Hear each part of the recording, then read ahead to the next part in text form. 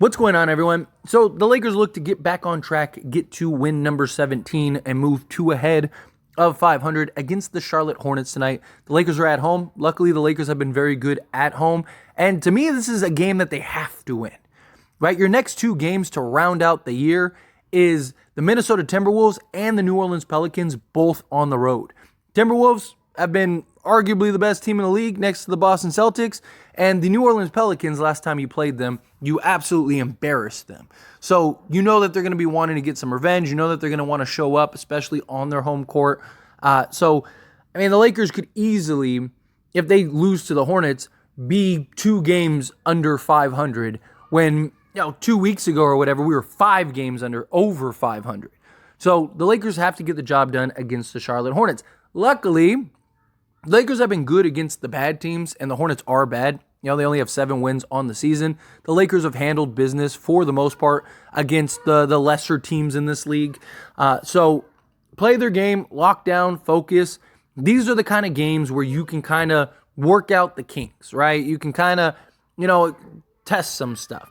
A lot of questions about Darvin Ham and his starting lineup and how he's approaching and using the new starting lineup. There's not really that balance. And the problem is defensively, they haven't been great, right? They haven't been locked down where it's like if you had the defense and you had this starting 5 that was just game busters defensively, then you can kind of get away with that unit to kind of offset the offense and then slowly trickle in offensive players like an Austin Reeves, a D'Angelo Russell, or whomever, right? But when the defense isn't there and it's not showing up, yes, the Lakers have been much better rebounding the basketball. A lot of that has been just the size that is on the court, right? When your smallest guy is like Taurean Prince at 6'7", you can rebound the basketball pretty well. So you're risking the ability to start games great offensively. You're putting a ton of pressure on Taurean Prince to continue to shoot the lights out, putting a ton of pressure on LeBron James and Anthony Davis to be your main offensive punch, and you're hoping that Jared Vanderbilt and Cam Reddish can kind of trickle in the occasional bucket here and there to kind of keep you in the flow, but you're really counting on the defense to basically be smothering. Now, the defense, you can make an argument.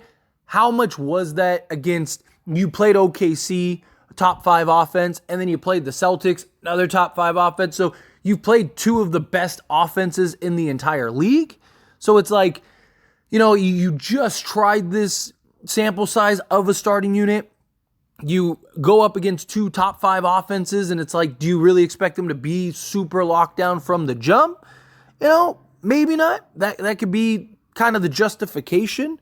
We'll see how it looks against Charlotte, but if Charlotte goes off on a decent run, right, and the Lakers don't actually create some separation early on, then I think that they need to have a better balance anyway, right? You need to have like that. If we had, I'm just using him as an example, so don't freak out. But if we had, say, Zach LaVine, and you wanted to go with Cam Reddish and Jared Vanderbilt, perfect, right? Because Zach LaVine gives you another guy that could go give you 15 and a quarter, right? And then between him, LeBron James, and Anthony Davis, that's 3 guys that in a quarter by themselves, like collectively by themselves, can go get you 40 and a quarter, right?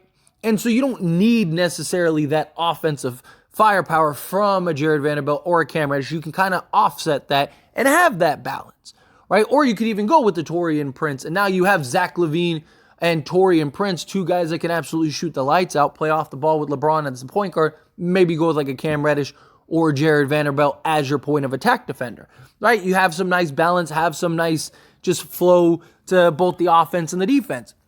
But if you're going to continue to lean heavily into this defense, then they have to be basically the best defense in the league. And even then, can the offense stay ahead? Right? Because even let's say that they do. Let's say the Lakers are just elite defensively, right? With that starting unit. Let's say they figure it out. You have nice balance, right? I'm talking about on the defensive side, right? And they are just like smothering defensively.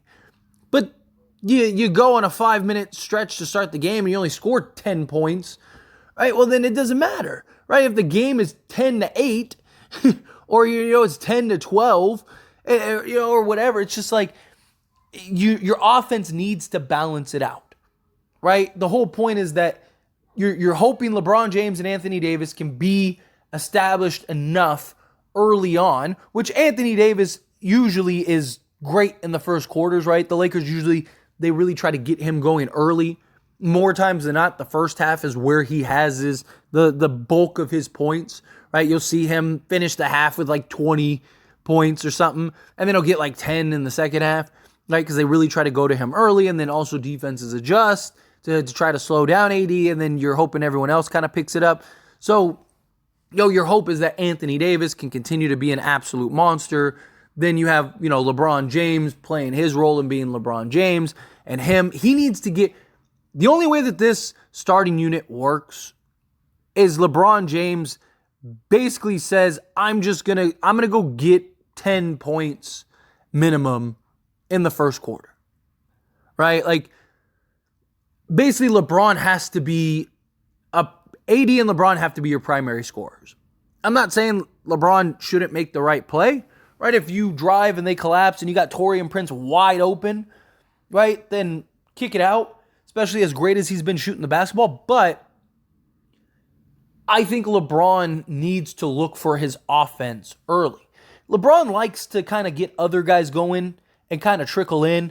Like, you see it all the time. Like, LeBron will have 25 points to end the game, but he'll have like 2 points in the first quarter. He'll have like, 0 points in the first quarter, and then he'll have like 6 in the second.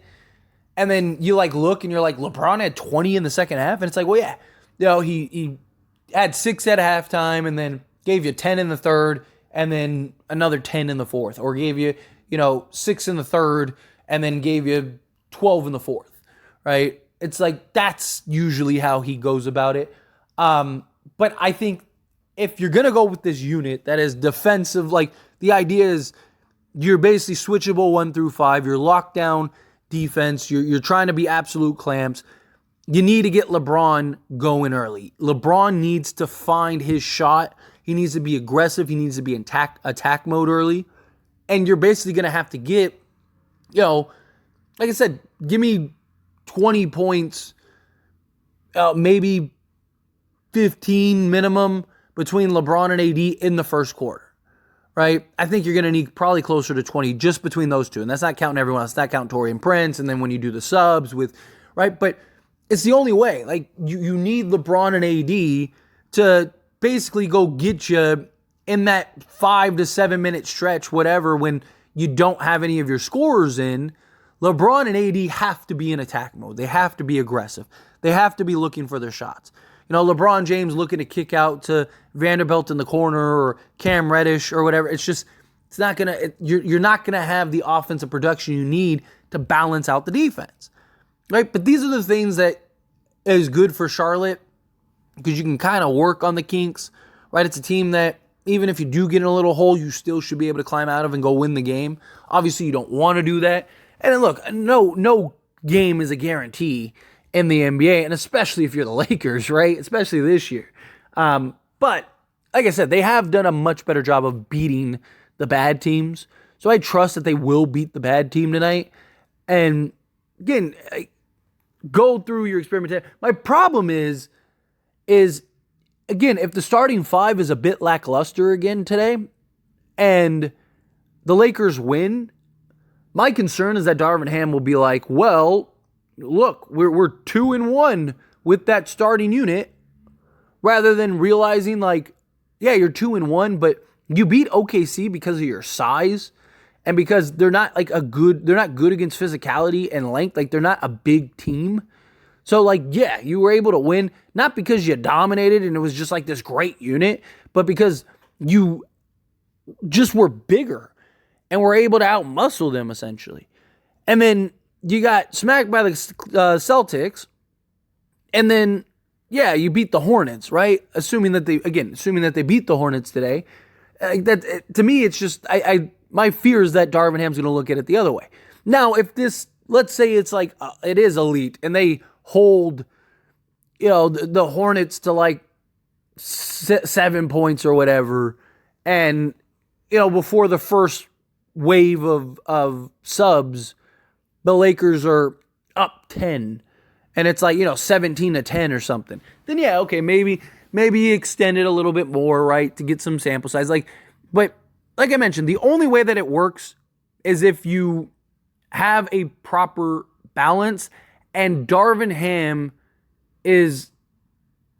doesn't have too short of a leash when it comes to getting Austin Reeves.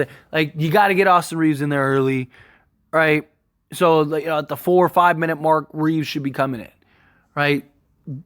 Establish the tone, I understand why Darvin Ham's looking at this starting unit as okay, the energy, the effort, defensively, we've been terrible offensively. We're leaning in full in on the defense. I get it. I understand it. I've talked about it.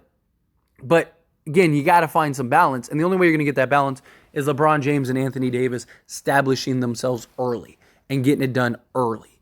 And then I think you'll be in a position where it's okay, we're good now. But anyway, as always, this is a discussion, so I pass the question on to you. Let me know your thoughts and opinions down in the comments below. What do you think? How do you feel? Do you think that they should stick with the same starting lineup? Do you think they'll change the lineup? I mean, maybe they will.